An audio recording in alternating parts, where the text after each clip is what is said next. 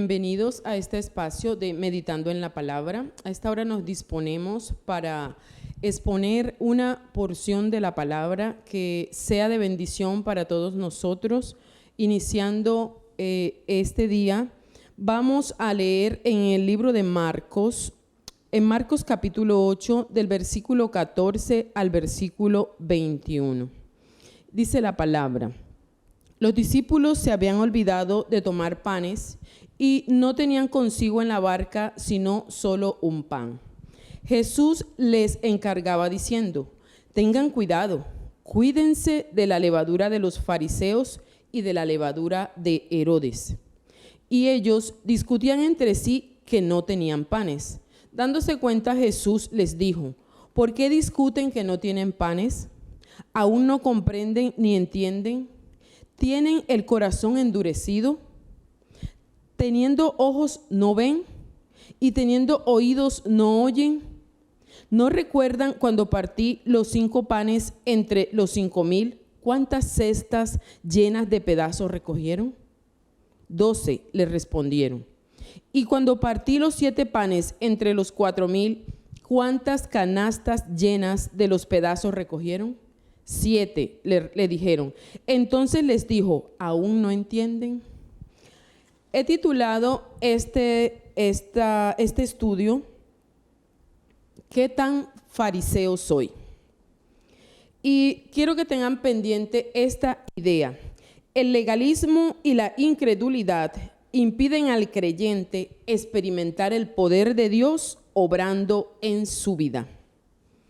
Y vamos a iniciar diciéndoles que Jesús en el capítulo anterior o en los capítulos anteriores había alimentado a 4,000 personas. Eso lo miramos en Marcos 8:1. Los había alimentado con solo 7 panes y algunos pececillos. Y una vez que todos comieron, Jesús les despidió y se fue a la región de Dalmanuta. Entonces salieron los fariseos seguidamente y le pedían una señal del cielo. Le pedían una señal de su autoridad. Y Jesús les respondió que no les daría ninguna señal. Los dejó y se subió a la barca con los discípulos. Es cuando llegamos a esta parte que vamos a estudiar en el versículo 14. En el versículo 14, cuando ya Jesús sube a la barca con sus discípulos, es cuando Jesús les advierte, o ellos se dan cuenta que solo tienen un pan, que luego de que habían repartido todos estos panes y se había alimentado a toda esta gente, ellos no tuvieron la precaución de llevar panes para ellos. Y es cuando Jesús les advierte y les encarga que tengan cuidado con la levadura de los fariseos y de la levadura de Herodes. Y los discípulos confunden o creen que Jesús les está hablando, cuando les habla de esta levadura, creen que Jesús les está hablando de los panes todavía, que no habían panes, que no tenían para comer. Pero Jesús lo que está es aprovechando que él acaba de alimentar a 4,000, acaba de hacer una multiplicación de los panes y aprovecha para hablar de lo que es esta levadura. Y vamos a mirar del versículo 14 al 16, el legalismo y la incredulidad.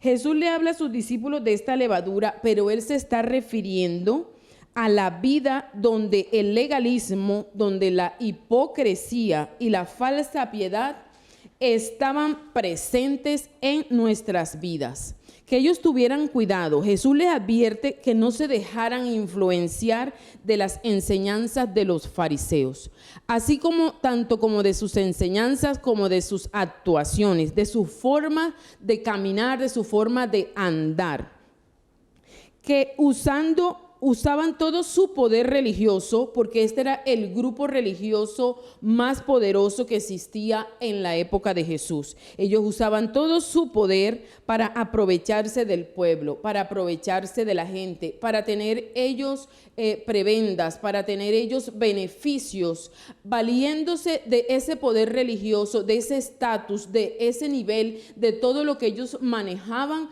como rabíes, como maestros de la ley que eran. Y es así que para nosotros conocer si nosotros estamos de pronto teniendo ese tipo de levadura en nuestra vida, si nosotros tenemos ese tipo de vicios en nuestras vidas, si estamos nosotros obrando como esos fariseos, es necesario conocer cómo actuaban ellos y qué hacían y qué era lo que enseñaban, para también analizar nuestras vidas, porque no somos nosotros inmunes a poder estar contaminados con esta levadura de los fariseos e incluso con la levadura de Herodes.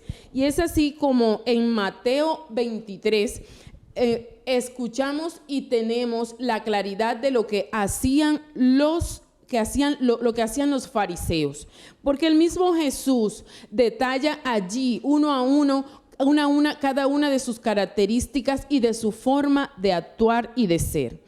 Y dice que ellos predicaban una cosa, pero hacían lo contrario a esa predicación. Es la primera característica que el Señor denota en Mateo, en el capítulo 23 de Mateo. Dice, y ahora preguntémonos nosotros, si los fariseos predicaban de una manera, pero actuaban de la forma contraria, ¿cómo estamos nosotros hoy? Nosotros como creyentes, como ese pueblo de Dios, analizándonos introspectivamente, nosotros revisemos si nuestro comportamiento sí está acorde con lo que predicamos. ¿Será que si nosotros predicamos la verdad no estamos diciendo ninguna mentira? ¿Será que si nosotros predicamos y sabemos que debemos ser limpios delante de todos y ser esas cartas abiertas delante de una sociedad que nos tiene como un referente, ¿será que nosotros sí estamos haciendo lo correcto delante de ellos? ¿O será que nosotros engañamos? ¿Estaremos adulterando algunas cosas? ¿Estaremos obteniendo beneficios de manera injusta? Es la pregunta que nos hacemos hoy, que te hago a ti y que me hago y que ya me he hecho a mí al estudiar este texto. ¿Soy solo cristiano en la iglesia? ¿O qué dicen mis vecinos de mí? ¿Sí reconocen en mí a la persona de Jesús? ¿Sí pueden ver un destello de lo que es Jesús en mí? ¿Sí les muestro la compasión? ¿Les muestro la misericordia? ¿Pueden ellos ver la verdad en mí como vecinos? Y ahora, ¿qué dicen mis compañeros de trabajo? ¿Será que discuto? ¿Será que yo peleo demasiado con ellos? ¿Sí estoy yo mostrando esa imagen de Jesús o la estoy desfigurando delante de mis compañeros de trabajo? Porque eso también es ser fariseo. Cuando yo predico algo, pero mi forma de vida o mi forma de actuar muestra exactamente lo contrario. Y hay un mundo que espera. Hay gente que no conoce aún de Jesús y nos toma como ese modelo, nos toma como ese referente. Nosotros somos esos embajadores, somos los que mostramos esa verdadera, la vida de Jesús aquí en la tierra. Debemos ser esos destellos, debemos ser esa verdadera luz, mostrar lo que Él es. Ahora, también el Señor Jesús le decía en Mateo 23 que ellos cerraban a los demás el reino de los cielos, que ni entraban ellos ni dejaban entrar a los demás, porque hacían tantas exigencias, eran tan estrictos con las observancias de las tradiciones de los ancianos, que ellos consideraban que esas tradiciones eran superiores a la palabra, eran superiores a la palabra de los profetas, eran superiores a la Torá, eran superiores a los salmos, a la Biblia que ellos tenían en ese tiempo, porque la Biblia de ellos era la Torá, que es el Pentateuco, eran los profetas, la palabra de los profetas, y tenían también los salmos. Pues los fariseos consideraban que sus tradiciones, esas tradiciones que eran mandamiento de hombres, que ellos mismos las habían arreglado, las habían inventado, las habían aumentado, hasta tal punto que era difícil para cualquier persona lograr cumplir esos requisitos, lograr cumplir esos mandamientos. Y ellos consideraban que esas tradiciones eran superiores a la palabra. ¿Será que a nosotros nos estará ocurriendo algo como eso? Que pensamos que hay algo superior a la palabra. Creemos que algunos mandamientos o que algunas cosas que nosotros mismos las hemos creado sean superiores a la palabra de Dios. No hay nada superior a la palabra. No hay nada superior a obedecer esa palabra. ¿O será que de alguna manera, de qué otra manera puedo estar yo siendo esa persona que está cerrando el reino de los cielos para no dejar entrar a otros? ¿Será que con mi comportamiento? ¿Será que con esa ambivalencia entre lo que soy y lo que digo? ¿Será que eso no concuerda? ¿Lo que soy, lo que digo, lo que hago es diferente? ¿No hay coherencia? ¿Será que con eso, justamente cuando yo actúo como ese fariseo, debemos nosotros saber que el creyente es portador de la verdad de Cristo y que siempre el mundo nos va a mirar y va a decir, bueno, es creyente, es evangélico, debería hacer esto, no debería hacer esto. O sea, si usted ve a un creyente que dice mentiras, la persona dice, o ve a un creyente que de pronto hace tratos o negociaciones corruptas, o ve a un creyente que es injusto a la hora de pagar, que no paga lo que es adecuado, lo que es justo para un empleado o quien le va a realizar un trabajo. No es allí cuando la gente dice, por eso es que yo no gusto de evangélicos. Precisamente no es en ese momento, cuando le ven a usted o le escuchan a usted decir mentiras, cuando le escuchan a usted gritar y maltratar a su esposa, siendo usted creyente. Es allí cuando nosotros nos convertimos en esos fariseos, que estamos cerrando el reino de los cielos, ni los dejamos entrar a ellos y tampoco estamos nosotros allí, porque esas actitudes y esos comportamientos no figuran a Jesús, no modelan a Jesús. Ahora, también el Señor, siempre debemos tener entonces presente que somos esa luz que la gente quiere ver. La gente quiere ver a Jesús modelada en nuestras vidas. Es más, ellos a veces exageran porque quieren que nosotros seamos perfectos. Y no es que seamos perfectos, pero nosotros sí debemos mostrar esos valores del reino. Debemos mostrar y decir siempre la verdad. Debemos decir no a los que son tratos y contratos corruptos. Nosotros debemos decir no al engaño. Debemos decir no a la injusticia, a la falta de misericordia. Debemos nosotros dejar la indiferencia ante el dolor y la necesidad de los demás, independiente que sean nuestros hermanos o no. Hay un mundo que espera que nosotros modelemos a Jesús y que no modelemos a los fariseos de los que hablamos este día. Ahora, en esos momentos entonces es cuando nosotros podemos estar cerrando las puertas, ¿verdad? Ahora, también en Mateo 23, en el versículo 27, el Señor Jesús dice que ellos dan la 10ª parte de las especias, o sea que ellos diezman. Los fariseos diezmaban de una manera puntual, de una manera exacta, pero olvidaban lo más importante de la ley. Les dice el Señor, ustedes olvidan lo más importante, que es la justicia, la misericordia y la fe. Entonces Jesús los está instando a que ellos obren con justicia, que obren con misericordia y fe, pero que tampoco se olviden de diezmar, porque ahora muchos también han dejado de diezmar, incluso los creyentes han dejado de diezmar, porque es que en las redes dicen, porque es que tales pastores lo vi en YouTube y dice que yo no debo diezmar, que yo no debo ofrendar, que ya eso fue recogido. Pues bien, como les hablaba en un principio de todas esas cosas que la gente inventa y que las quieren poner por encima de lo que dice la palabra. La palabra dice que yo debo diezmar. Es más, si yo no quiero diezmar, mucho mejor, voy a ofrendar. Y hoy la ofrenda, lo dice la palabra, que debe ser mayor, aunque el diezmo. Y con esto yo voy a ayudar a sostener la obra. Y eso lo ha establecido el Señor. Ahora, Dios no necesita su dinero. Usted es el que necesita diezmar, usted es el que necesita ofrendar para que Dios le multiplique, para que Dios le ayude, para que Dios le provea. Yo tengo un testimonio de mi vida, nunca yo he dejado de diezmar y a mí nunca me ha faltado el empleo, nunca me ha faltado la provisión. Dios ha sido fiel porque Él lo dice en su palabra, que llevemos en los diezmos al alfolí y que Él reprenderá al devorador y que Él abrirá la ventana de los cielos en nuestro favor, y esas ventanas de los cielos yo las he visto siempre en favor de mi vida y en favor de mi familia. Pruebe al Señor y verá, como Él lo dice. Pruébelo y verá cuál es la bendición que viene del diezmar y el de ofrendar, rica y abundantemente. Ahora, no olvidemos diezmar, porque muchos lo han dejado de hacer.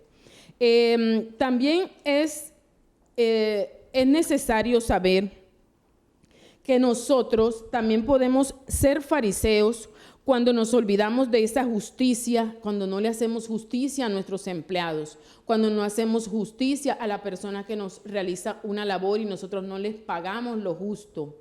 Que nosotros también podemos convertirnos en esos fariseos cuando no tenemos misericordia, cuando nos olvidamos del dolor de los demás, cuando no dejamos a un lado lo nuestro para ir y ayudar al que realmente lo necesita, al que está enfermo, cuando no acudimos a esa ayuda, cuando no acudimos en su socorro. Ahora,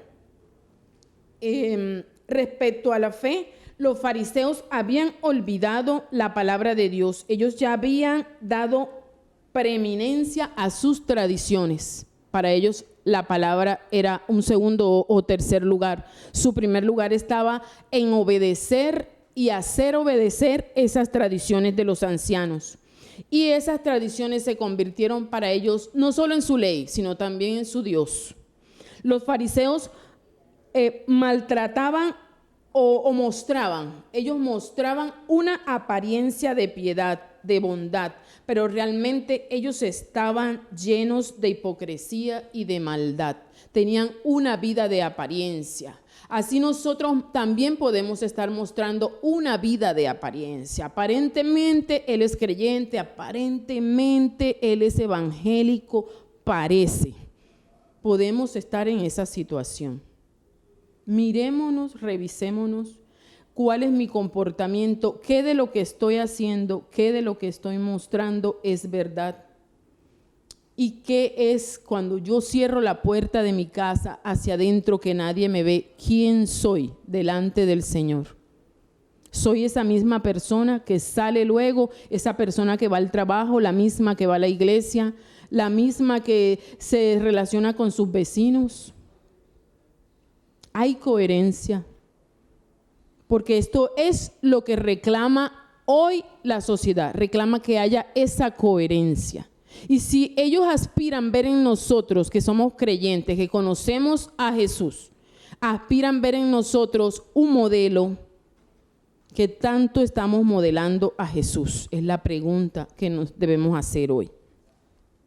Ahora, Jesús también les habló de la levadura de Herodes, no la dejemos a un lado, la levadura de Herodes, y esta consiste en creer que Dios está ausente, que Dios no existe, que yo, por lo tanto, yo puedo manejar una incredulidad absoluta, que yo puedo actuar de manera que a mí no me importa los medios, yo tengo que lograr los objetivos que yo quiera.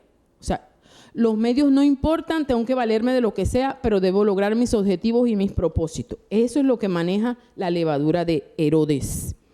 Y yo voy a lograr esos objetivos y por lo tanto eso me da a mí la base para yo valerme de la mentira, de la corrupción, del egoísmo, del individualismo, del engaño, de cualquier cosa, porque como Dios está ausente y porque yo no creo en Dios, lo dicen los que tienen esa levadura de Herodes. Entonces, ¿hasta qué punto yo por lograr mis propósitos estoy haciendo cualquier cosa?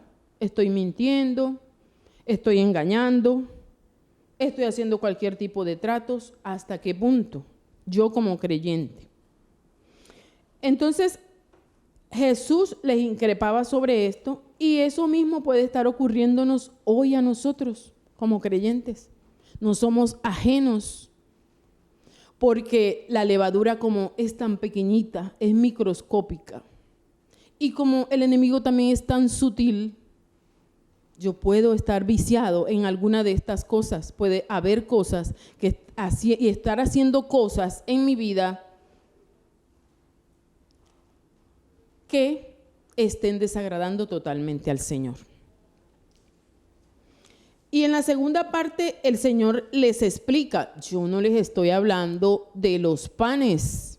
Y el Señor les increpa y les dice, ustedes aún no han entendido, ustedes no han comprendido que a ustedes no les faltan panes, los panes, no les falta el alimento. ¿No se acuerdan de los 5,000 cuando alimenté a los 5,000 con solo 5 peces, con solo 5 panes?